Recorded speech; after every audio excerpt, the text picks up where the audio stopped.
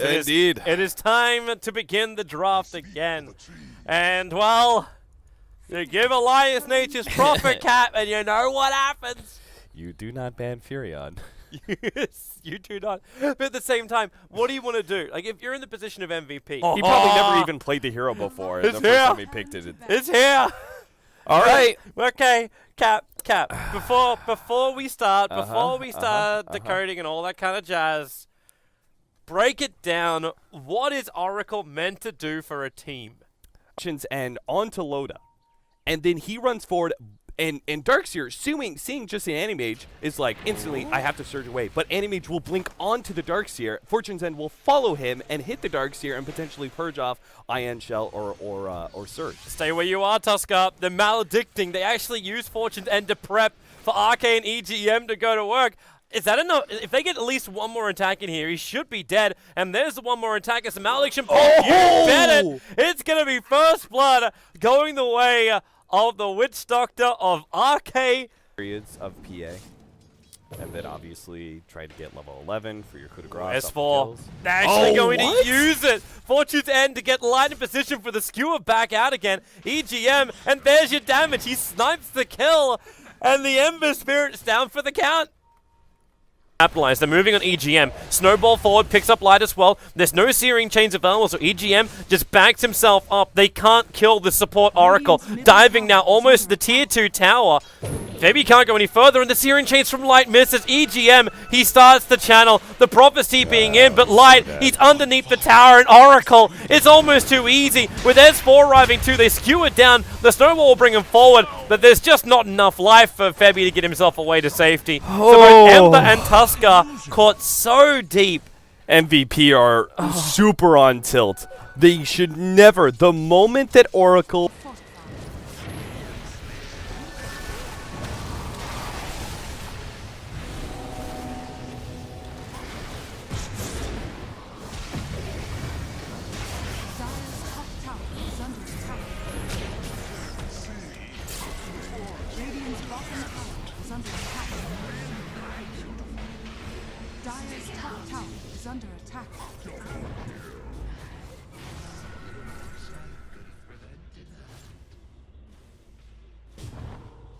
Dire's top tower is under attack.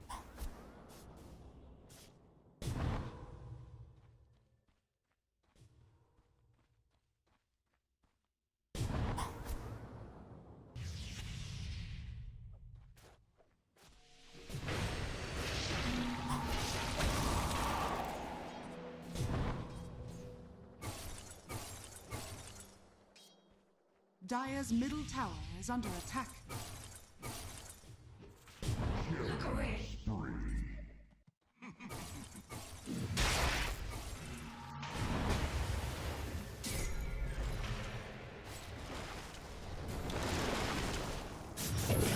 Dire's middle tower is under attack.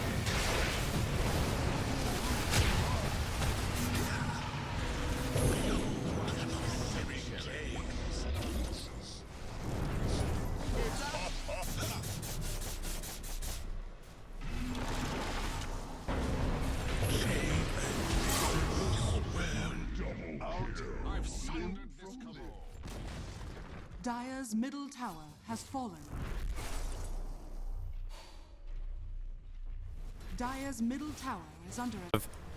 Starts to surge himself forward. I don't know if he's looking for the vac up onto a cliffside. How many heroes he can also fit on that. But now he'll get the vac into a wall. Doesn't really find the big hit, however. AdmirallBulldog TPs himself in. The Snowball's going to get a little bit extra spill stuns. But Hake gets destroyed by MP. One crit to rule them all. And now another one to get destroyed by S4. They get the RP off. EGM will keep himself alive for the moment. But currently it's a 2-for-1 trade-off. EGM will finally get popped by the Phantom Assassin. And in a 3-for-1 trade, MVP comes out on top, and instantly you're into the split push from Bulldog. Because they're trying to repair the damage done to their lanes. Yeah, but MVP's lineup, top. With the Scythe of Ice, they might be able to kill Ember Spirit, but nope. The Flame Guard just soaks up too much damage from that ultimate. But that's the thing, right? Is that Bulldog instead. With the pickup potential that they're going to be able to see with Tusk against Furion, with an Ancient Apparition on top, and then the double Battle Furies, they've got a great lineup with dealing with the split push. They've got RK. RK's just going to Ghost Scepter and TP out, but the Vac was there to cancel the TP. Oh, that's a casket, though. Yeah, but they don't have any kind of follow-up, and there's no way that S4 was going to commit. He didn't have RP available, so there was going to be no... That 1v1. Now they're going to catch MP with a skewer back. That's the bigger one, but EGM! Oh, God. The crit hurts him so hard. They get the Sprout down, so MP has to stay where he is for now. But only for now. They follow up with the Hex from AdmirallBulldog. The control is there. The snowball protection, however, is also there. It won't do enough time, however. The Aegis Immortal will still trigger. The RP is up for S4, but what does he want to do apart from get hit by the Ice Blast? That's not what he wants to do. It's just what's happened. But it's bottom lane where Loda, after winning that battle up against the Ember Spirit, will have AdmirallBulldog TP in. They're going to go for it, and they've taken out the melee Rex. AdmirallBulldog, the TP out in time. MP actually gets the mini stun from the MKP, cancelling the TP out of Bulldog. He'll go down. The Sprout TP out will not be there in time. Anti-Mage does catch out the Tuskars, is retreating out, also dropping the gem while he does it. Yeah, EGM will get it. They're top or bottom. Or you're going to be too spread out. You're going to have, you know, 2 heroes bottom and 3 heroes top or something. And that's just going to make you get caught out by the Nature's Prophet. You're starting to see the effect of the Ember Spirit nerf right now. MVP don't know what's happening inside of Roshan. They got the Spirit in there, but they don't know when they can jump. So Light, he just makes the play. Loda is ready to be there for him. The Sleight of Fist Syrian Chains will go to work, and another Spirit thrown back in again as they jump forward. Witch Doctor, RK's down. S4, however, another big double RP, and Animage will cleave through them. MP surviving for the moment, but then they just turn in for the Mana Void. EGM, Light can't even kill off the bloody Oracle support. They just have to keep going here. Another Sleight of Fist. Finally, Loda, the big spree ended by QO. He gets both Oracle as well as Anti-Mage. Huge amounts of money coming the way of MVP, and with Bulldog being isolated, it's a triple kill for QO, and they can take Roshan, which Alliance already softened up for them.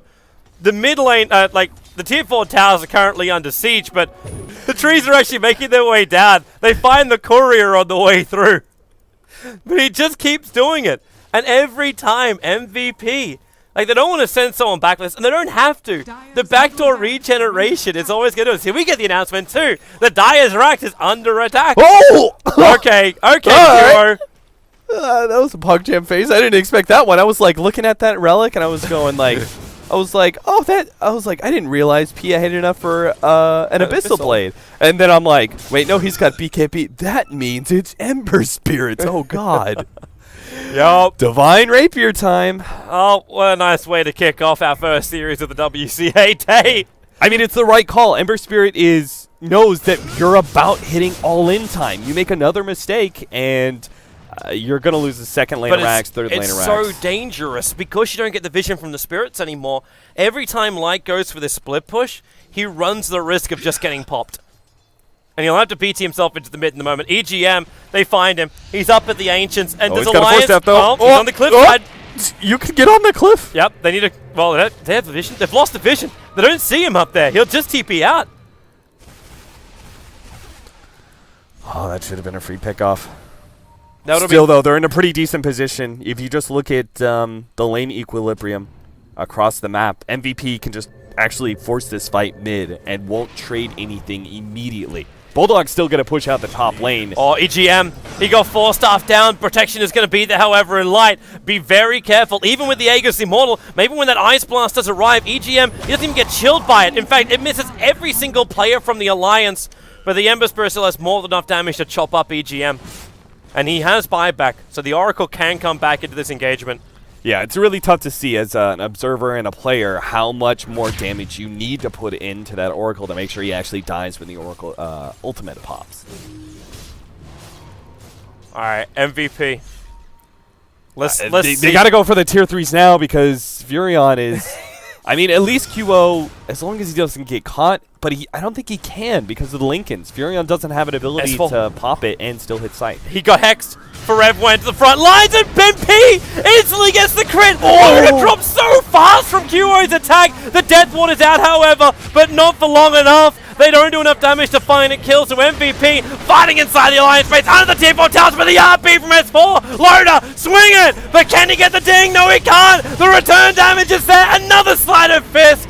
QO is going to town right now. MP setting his lines as well. They keep the Rapier up, but they still haven't taken out the racks. They still don't have the advantage. The bottom lane's pushing in. Lowe's on the front lines. I'm waiting for Bulldog just to backdoor this damn thing. But right now, he's defending the front lines. They see the Spirit. Light. It's Kuro. He's back to the world. It's forced to skewer himself away. Loader, lucky not to get perma bash. The tier 4 towers are still dying. So is the mid racks. Is this the time, Bulldog? Do you have the confidence? Do the people buy the BTs and come back? The throne is to try and exposed go now. for- Yeah, there it is. BTs, it's on the Animate. They're going He's to baiting commit. them in. They're actually going to have a crack at this. Dubu is there. Oh, they're going to put the Bulldog, devil in. they're having They're a going crack. straight for the There throne. it is for Loda. He bought the BTs. He's ready to go in MVP. They have to come back to defend. Okay, he's the man that's They're not going to gonna hold him make here. MP's coming back, but the Fortress is under attack. MP, who can he crit? Who can he kill? Loda's blinked up. The BKB, Bulldog and Loda. They've done it.